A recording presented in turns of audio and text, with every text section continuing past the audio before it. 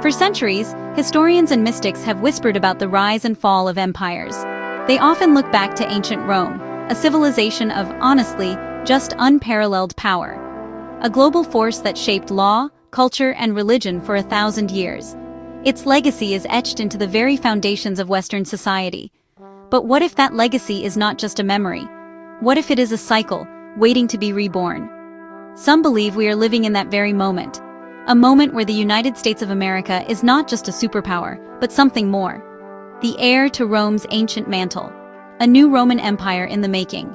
It is a bold and fascinating theory, and this idea has gained extraordinary new life in recent months. The reason? A historic event that unfolded within the sacred walls of the Sistine Chapel. On May 8, 2025, white smoke billowed from the chimney, signaling a decision. The world held its breath. The College of Cardinals had elected a new pope. But this was no ordinary election. For the first time in 2 millennia, the leader of the world's 1.3 billion Catholics is an American. The election of Cardinal Robert Francis Prevost, who has taken the name Pope Leo XIV, has sent shockwaves across the globe. It is a moment that seems to connect the modern world directly to the heart of ancient power. The connection to prophecy is hard to ignore for many. Thinkers like Nostradamus and other ancient seers wrote of a future where power would shift. They spoke in riddles of a great nation across the sea, a nation that would one day hold a key to the world's spiritual destiny. For those who study these texts, the election of an American pope is a stunning development. It feels like a puzzle piece clicking into place. Is this what they saw? A time when the world's most powerful nation and its most ancient spiritual institution would become intertwined? It is a question being asked in quiet corners and on the world stage. This concept of a new Roman Empire is more than just a passing headline. It is about the convergence of influence. America has long been the world's dominant military and economic force. Its culture is everywhere. Now, with an American at the head of the Catholic Church, a new dimension of power has been added. It is a fusion of temporal and spiritual influence that has not been seen in this way for centuries. The parallels are striking. Just as ancient Rome exported its laws and legions, America exports its culture and ideals, and now it has exported a leader to the very seat of St. Peter. So, who is the man at the center of this historic shift? Pope Leo XIV was born Robert Francis Prevost in Chicago, Illinois. He is a 69-year-old Augustinian friar, a man whose life has been, honestly, a journey across continents and cultures. His story is not one of Vatican corridors and Roman politics. Instead, he spent decades as a missionary in Peru. He lived and worked among the people, eventually rising to become an archbishop. This gives him what many call a lived universality. He understands the world not from a palace, but from the ground up. He is fluent in Spanish, Italian, and French, in addition to his native English. His background is a unique blend of American roots and global service. This dual identity as a U.S. Peruvian citizen is seen by many as a key reason for his election. The Cardinals were looking for a bridge builder, someone who could connect the developed world with the global South, where the church is growing fastest. Prevost was that man. He is known for his deep spirituality, his humility, and his intellectual rigor. Before his election, he was appointed by Pope Francis to lead the Vatican's powerful office for bishops. This role gave him a deep understanding of the Church's global challenges. He was a trusted figure, but not a frontrunner. His election itself was a surprise. The conclave began on May 7th without a clear favorite. Cardinals from around the world gathered under Michelangelo's famous ceiling to deliberate. On the second day, Prevost's name began to gain momentum. He was seen as a candidate of continuity, someone who would carry forward the pastoral vision of Pope Francis. By the fourth ballot on May 8th, the choice was made.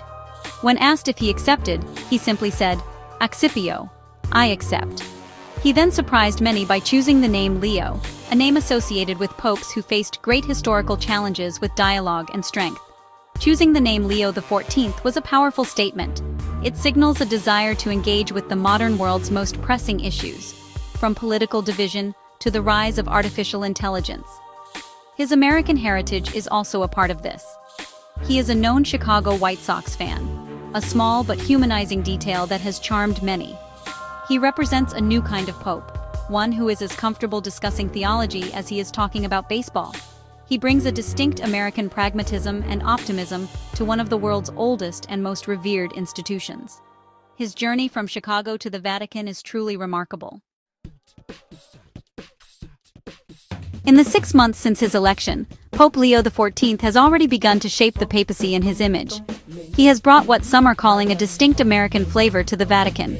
His first message to the world was a call for peace and dialogue without fear. It was a message that resonated with his American upbringing, a belief in open conversation and finding common ground. He has made it clear that he will continue the focus of his predecessor, Pope Francis. He is passionate about serving the poor, advocating for migrants, and addressing the urgent threat of climate change. These are priorities that place him at the center of global debate. His American identity has also put him in a unique position regarding events in the United States. He has been outspoken on the treatment of immigrants under President Donald Trump's administration. He recently called for deep reflection after priests were reportedly unable to bring communion to detainees in ICE facilities. This directness has caused a stir. President Trump, who initially celebrated the election as a great honor for our country, has found his administration at odds with the new pope. The White House has responded to the pope's criticisms by reaffirming its commitment to its current immigration policies, creating a delicate and public tension. The reaction within the U.S. has been a mix of pride and division. Many American Catholics are thrilled and deeply proud to see one of their own leading the global church. There is a sense of excitement that this could revitalize the faith in America. However, some conservative Catholics and supporters of the former president have been critical. They see his progressive stance on issues like migration and the environment as being out of step with their political views. This reflects a broader polarization in the country. The Pope is not just a spiritual leader, he is now a major figure in America's ongoing culture wars. Around the world, the reaction has been largely positive. Many see Pope Leo XIV as a dynamic and forward-looking leader. His first apostolic exhortation, titled De Lexi, I Have Loved You, focused on the importance of service to the marginalized. He has also begun to address complex modern issues like the ethics of artificial intelligence. His upcoming trip to Turkey and Lebanon, scheduled for the end of this month, is seen as a crucial first step in his mission to promote peace in the Middle East. The world is watching to see how this American Pope will navigate the complex challenges of our time. As we stand here in November 2025, the questions are profound. Is America truly the new Roman Empire? It is a powerful metaphor, one that captures a sense of historic destiny and immense responsibility. The comparison is not about legions and conquests in the ancient sense. It is about the reach of influence. For the first time, the world's leading economic, military, and cultural power is also the home country of the leader of the Catholic Church. This convergence is unprecedented. It intertwines the narrative of America with the 2,000-year-old story of the papacy. The implications could shape the course of the 21st century. Pope Leo XIV stands at the intersection of these two worlds. He is a man of faith, steeped in the traditions of the Church.